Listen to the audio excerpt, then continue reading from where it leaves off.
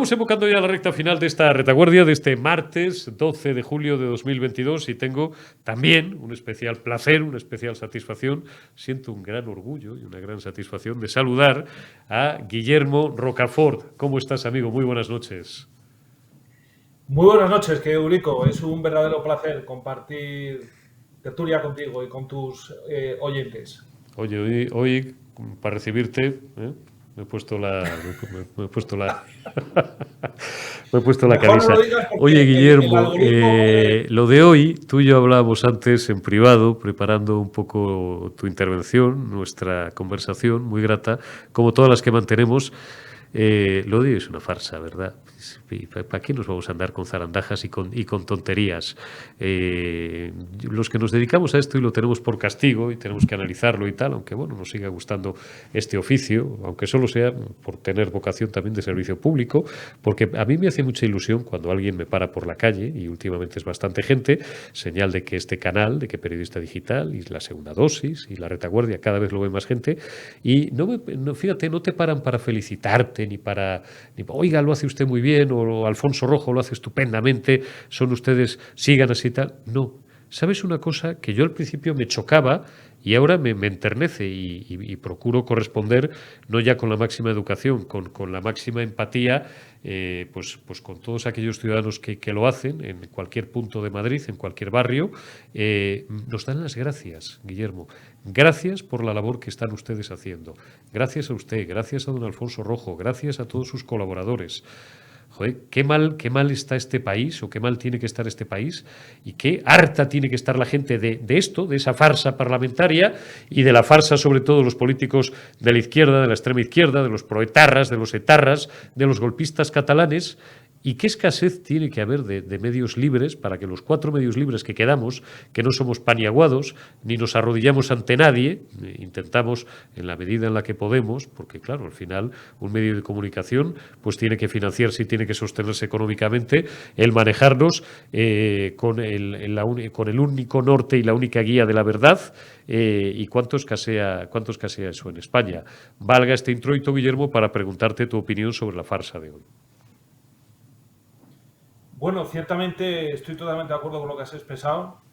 De verdad, yo creo que este gobierno ya está amortizado y antes de que caiga, pues va a intentar hacer el mayor daño posible, ¿eh?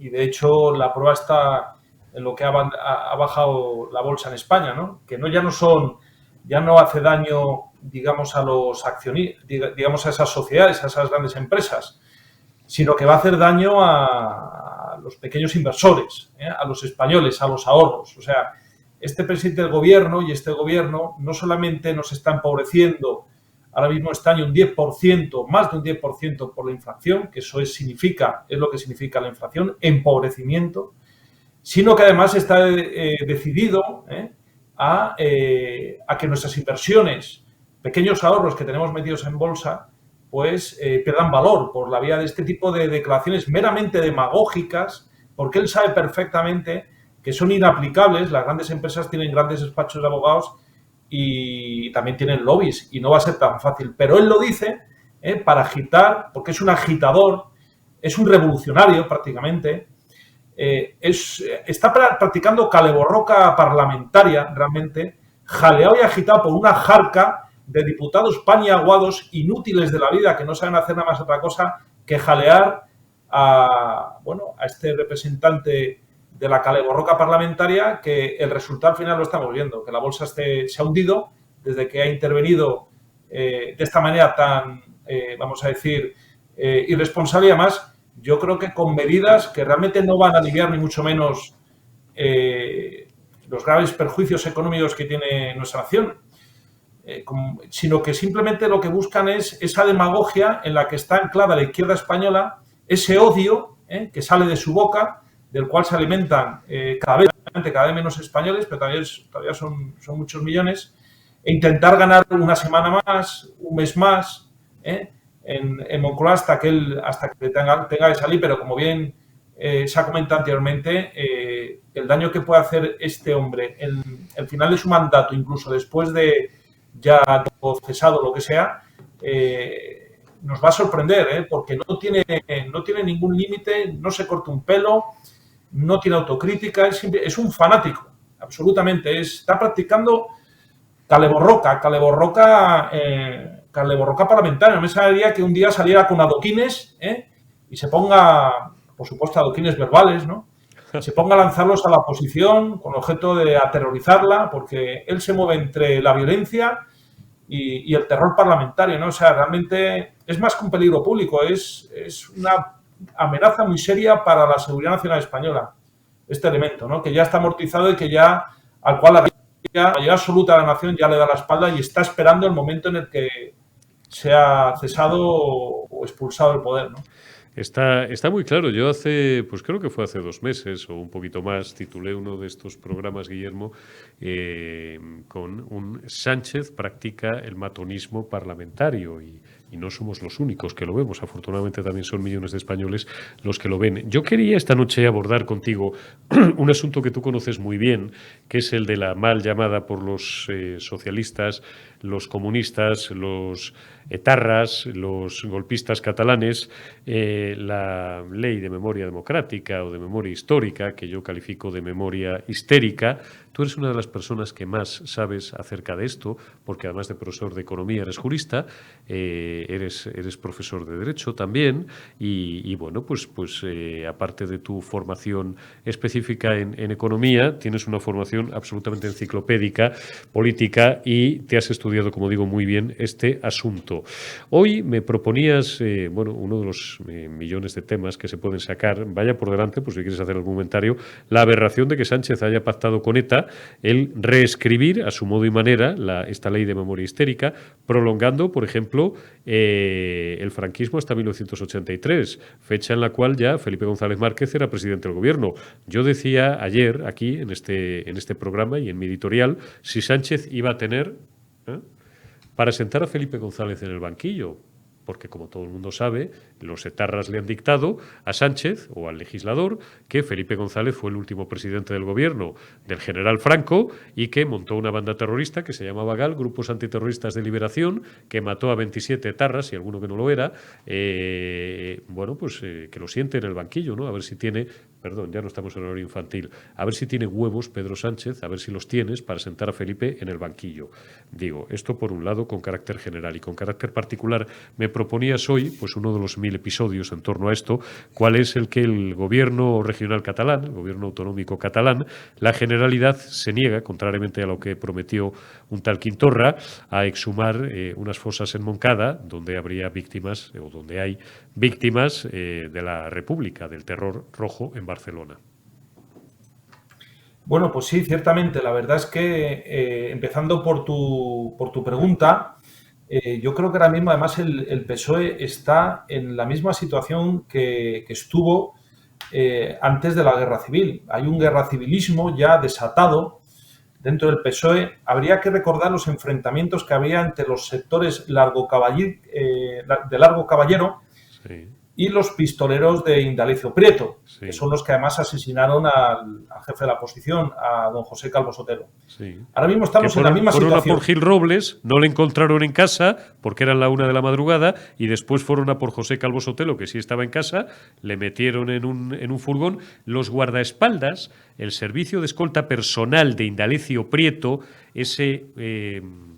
a ver, igual me gano una querella de la familia. Bueno, un tipo, júzguenlo ustedes mismos, que fue el que repartió las armas al pueblo y que tenía guardias de asalto, lo que serían los policías nacionales, a los que ordenó el asesinato de Calvo Sotelo, al cual la pasionaria, esa hez política histórica, esa purrela, le levantó el dedo en el Parlamento y le dijo: es la última vez que habla usted en este Parlamento. Y efectivamente lo fue, porque a las 48 horas le asesinaron cobarde y vilmente. Perdóname, Guillermo, que me Sí, así me caliento. Es. Y además, esos escoltas de Indalecio Prieto que estaban acostumbrados al tiro limpio con los escoltas de Largo Caballero. Claro. Porque hay que reiterar que el verdadero responsable de la guerra civil por ese crimen, atroz crimen, es de un estadista como don José Calvo Sotelo, fue el Partido Socialista Obrero Español, que luego hizo todo lo posible por ocultar ese crimen. Lo está ocultando ahora mismo.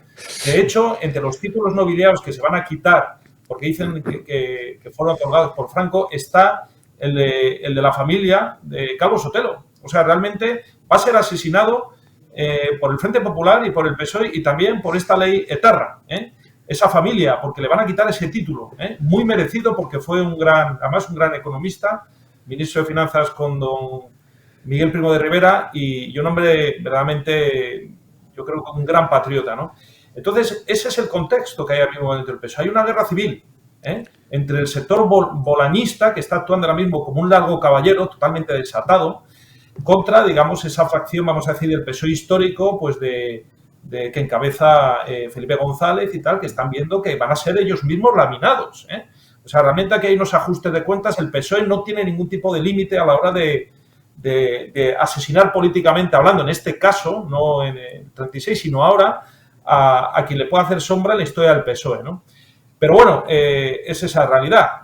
Esta ley de memoria democrática ha sido configurada y de alguna forma consumada por Bildu, que es la ETA, y eso es lo que quiere Pedro Sánchez por la vía de sus aplausitos y con esa turba de aduladores, de agradadores que tiene, pues que nos lo traemos el pueblo español, cosa que va a ser difícil. De hecho, ya se han convocado movilizaciones y si me permites luego explico algunos detalles, pues algunos de los oyentes, telespectadores se quieren sumar, ¿no? Porque desde luego el pueblo español no va a comulgar con esta rueda de molino, como es una ley que han hecho los etarras para que los españoles nos sometamos a su relato, por culpa de, como digo, de Pedro Sánchez, que está actuando yo creo que en una mayor irresponsabilidad que el propio Largo Caballero e Indalecio Prieto juntos. Realmente es verdaderamente dramático, ¿no? Y en cuanto a la otra cuestión que me has planteado... Sí, vamos, es una prepárame, Omar, mientras lo va explicando Guillermo, prepárame el pantallazo de una información del compañero Marcos Ondarra en The Objective, donde cuenta exactamente lo que nos va a explicar ahora Guillermo Rocafort, esas fosas comunes o esa fosa común por la zona de Montcada y Reixac, que Quintorra se había comprometido hace 2 años o 3 años, ¿no?, a exhumar porque aquí hubo muertos en los dos lados, saben ustedes, no solamente los franquistas, que eran malos, nazis, asesinos, criminales y tal, mataban a los pobrecitos republicanos. El terror rojo, las checas, las torturas, los asesinatos y el salvajismo venían también de ese lado. Ahí lo tienen. La Generalidad de Cataluña se resiste a exhumar una fosa de fusilados por el bando republicano. ¿Cómo es esto, Guillermo? Bueno, pues esto efectivamente es una magnífica crónica periodística que ha realizado de investigación que ha realizado Marcos Ondarra, que es un periodista muy joven y muy prometedor, que está en el The Objective, sí, que se basa básicamente en una petición que realizó una de las asociaciones en las cuales yo estoy como directivo, la Asociación Memòrica Raíces, que en el 2020 solicitó a la Generalitat Catalana que se actuara, digamos, a los efectos de la dignificación y como se hace en cualquier otra fosa en las que se actúa, que es identificación, búsqueda de familiares y entrega de restos, con respecto a la mayor fosa de la Guerra Civil de Cataluña, que es una que se llama del cementerio Montcada y Reixac, donde se dice que hay 700, yo entiendo que hay miles y miles de represaliados asesinados por, la España del Frente Popular, ¿no? Entonces, ¿qué es lo que ha pasado? A raíz de ese requerimiento que enviamos, nos contestaron desde la Dirección General de Memoria Histórica de la Generalitat Catalana diciendo que sí, que iban a actuar sobre ella, pero hasta el 2021 no podrían, pero que tomaban nota y que actuarían sobre ella. Bueno, pues ha pasado el 2021, estamos ya bien avanzados el 2022, ha pasado más de la mitad del año y, bueno, hemos analizado en las actuaciones que ha llevado a cabo esa Dirección General de Memoria Histórica sobre las fosas de la retaguardia, vamos a decir, o las fosas que hay en Cataluña, así como también hemos analizado distintos otorgamientos de subvenciones para actuaciones en distintas fosas en Cataluña. En concreto hay una de 300.000 euros por parte del Estado español a la Generalitat Catalana para actuar en varias fosas. ¿Y cuál es nuestra sorpresa o nuestro estupor? Que vemos que la de Montcada y Reixac, que es la más grande, en términos, insisto, de miles de personas represaliadas, asesinadas por los anarquistas, por Companys, por Esquerra Republicana de Cataluña, en ellas no está previsto ninguna actuación. Hemos enviado un requerimiento, nuestra asociación Raíces, Memoria Histórica Raíces, a la Generalitat Catalana diciendo que o lo hacen voluntariamente o no tendremos más remedio que hacerlo vía judicial. Es decir, no vamos a tener ningún problema en ir a la justicia porque, digamos, hay que tratar igual a todas las víctimas, ¿eh? Es decir, ¿cómo actuaría el gobierno de Pedro Sánchez si se encontrara ahora mismo la fosa, por ejemplo, de Lorca?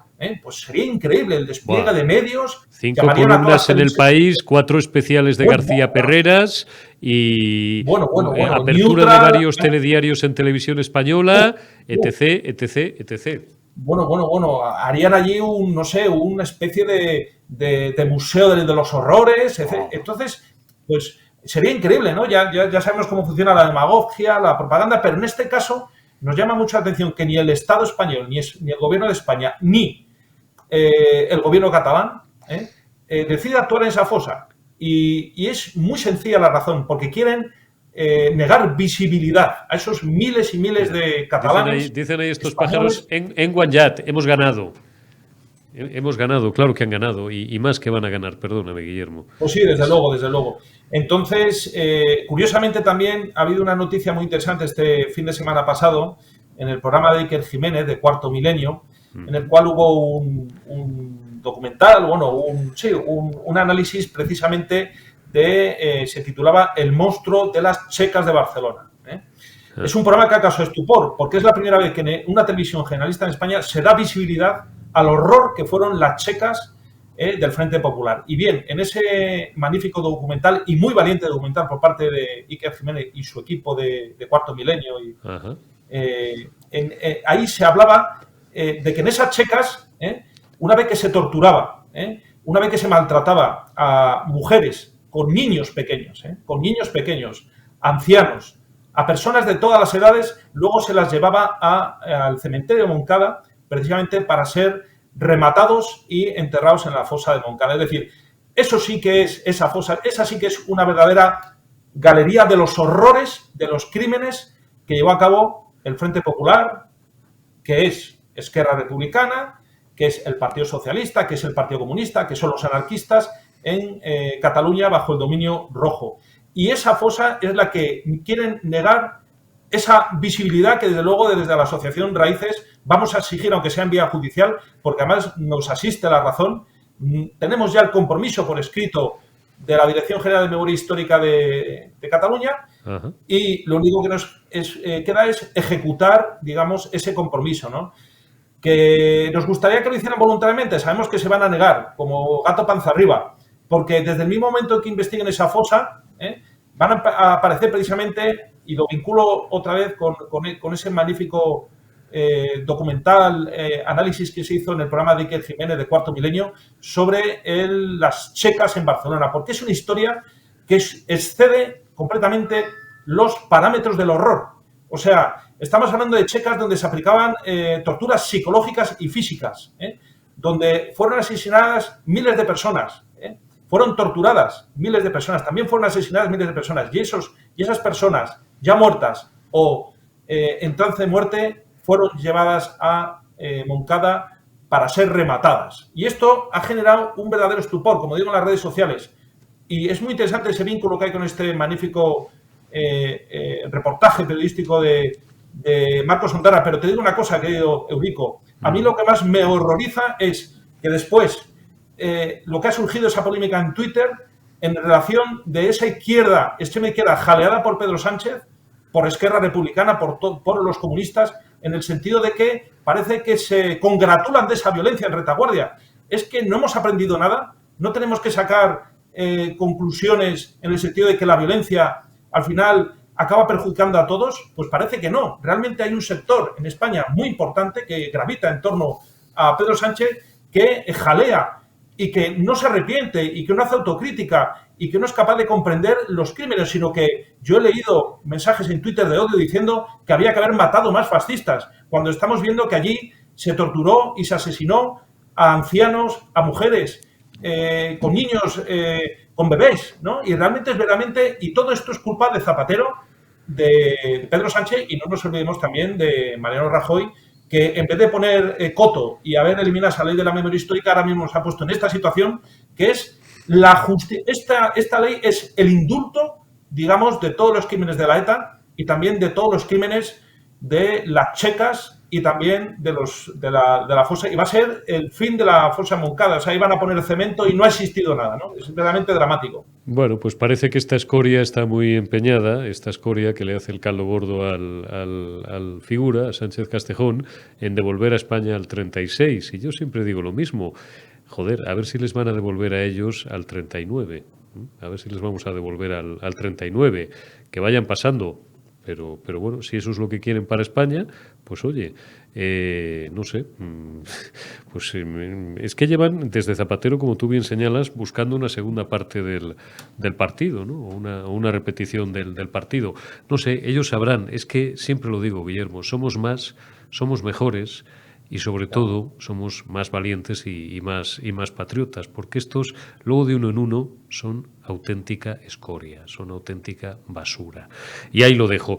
Oye, un último asunto, Guillermo, para terminar. Si me permites, has escrito también en... Corrígeme. Eurico, dime, si me permites, simplemente animar a los espectadores de Periodista Digital y tus magníficos programas que vayan, por favor, mañana miércoles a las 8 de la tarde.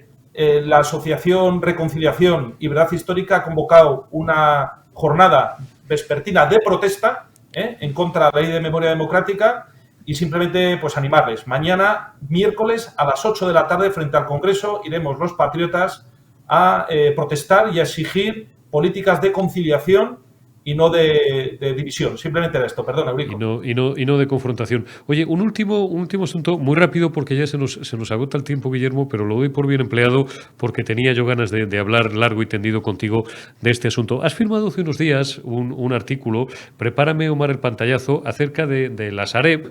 Bueno, ya hemos hablado tú y yo, la doble cara de la Sareb, ahí está, tras su nacionalización, deuda pública y adjudicación comercial privada. Pásame, por favor, Omar, el pantallazo siguiente, si lo tienes a mano, y si no, directamente ya nos lo explica Guillermo. La Sociedad de Activos Procedentes de la Reestructuración Bancaria, Sareb, publicado un confi legal y titulado El Ministerio de Nadia Calviño y el FROP ante la gestión de la ruina de la Sareb. Dudas, ilusiones y responsabilidades. Por ir a lo mollar, Guillermo, ¿quién se está forrando, quién se ha forrado con la Sareb? Con esto que llamaban el banco malo, estos jetas. Porque aquí ha habido mucha gente desde el poder que se ha forrado, los mismos o parte de los mismos que luego clamaban contra los desahucios a la pobre gente que no pudo pagar sus hipotecas y les quitaron el piso. Es que si entramos en mafias ya con toga, ya ahí nos perdemos y ahí sí que a lo mejor nos buscamos un lío. Pero les arrancaban el piso, no se lo dejaban vender para liquidar su deuda, se lo quitaban. Yo he visto, y daría el nombre del juez, pero no lo voy a hacer, un ex juez que ahora trabaja en un bufete, he visto, han pasado por delante de mis papeles, imagínense ustedes una deuda de, vamos a poner, 20.000 euros. No es exactamente lo que relata Guillermo Rocafort en el artículo, pero todo viene a cuento porque estamos en manos de mafias. Una deuda de 20.000 pavos, imagínense ustedes. Y tienen ustedes, producto de los ahorros de toda su vida, porque lo han heredado de sus padres, de sus abuelos, un inmueble a lo mejor valorado en 300.000. Es decir, en más de 10 veces su valor, valor catastral, ni siquiera valor de mercado, de lo que ustedes deben. Y dicen, bueno, pues coño, pues lo de toda la vida, lo vendo y tal, y liquido los impuestos, pago mi deuda, y si me queda un poquito de dinerito, pues me voy de alquiler o me compro una casita en un pueblo más baratita y tal. Usted no va a vender nada. Llega un tío con toga y le dice, usted va a hacer, apoyado por un banco y apoyado por una serie de gente alrededor, y ya creo que estoy diciendo bastante, le quitan el piso, subastan el piso, sale a la venta por una mierda de dinero, piso de 300.000 euros a lo mejor se lo llevan unos listos por 30.000, y después lo ponen en el mercado por lo que vale, por 300.000, y se reparten la diferencia. Yo no sé si esas eran las prácticas del Sareb, eso lo hemos conocido toda la vida, pero que con el Sareb se han forrado muchos desde el poder, vamos, como hay Dios en los cielos, ¿o no, Guillermo? Pues sí, la verdad es que aquí en el Sareb, sobre todo los fondos buitre, los amigos de Soros, se han reunido varias veces el presidente del gobierno en Nueva York, Habría que recordar la primera reunión que tuvo Pedro Sánchez la Moncloa fue con George Soros, que es el agente de los fondos buitre, y es el que impone, digamos, que sean precisamente estas entidades las que depreden a los españoles. Y es realmente mentira, parece mentira, que se vayan de la mano de este gobierno socialcomunista, pero es el verdadero protector de los fondos buitre, de su impunidad y de sus comportamientos totalmente ilícitos. Yo lo que denuncio aquí básicamente en este artículo, que es uno más de una amplísima serie que me he publicado además en Confilegal, tengo que agradecer a Confilegal la confianza porque la verdad son artículos muy comprometidos y hay que tener también valor para publicarlos. Básicamente lo que he denunciado es lo siguiente: ¿cómo es posible que se haya nacionalizado la deuda del Sareb? Estamos hablando de 35.000 millones de euros que se ha endosado a los españoles de la ruina bancaria. Y sí, pero se privatizan los beneficios que se los embolsan ellos. Correcto. Claro. Así es. Han nacionalizado el Sareb, porque ahora mismo el FROB, que es un ente público, tiene más del 50%, digamos, tiene la mayoría, el Estado tiene la mayoría del Sareb. ¿Y cómo es posible que justo en ese proceso de nacionalización y de asunción por parte de toda España de esa deuda, la gestión comercial se haya dado a dedo y adjudicado al margen de la ley de contratos del Estado? Es verdaderamente increíble. O sea, volvemos a lo mismo. Nacionalizamos deudas y privatizamos beneficios, porque el Sareb, los fondos buitre que han depredado el Sareb desde el 2012 han fracasado radicalmente.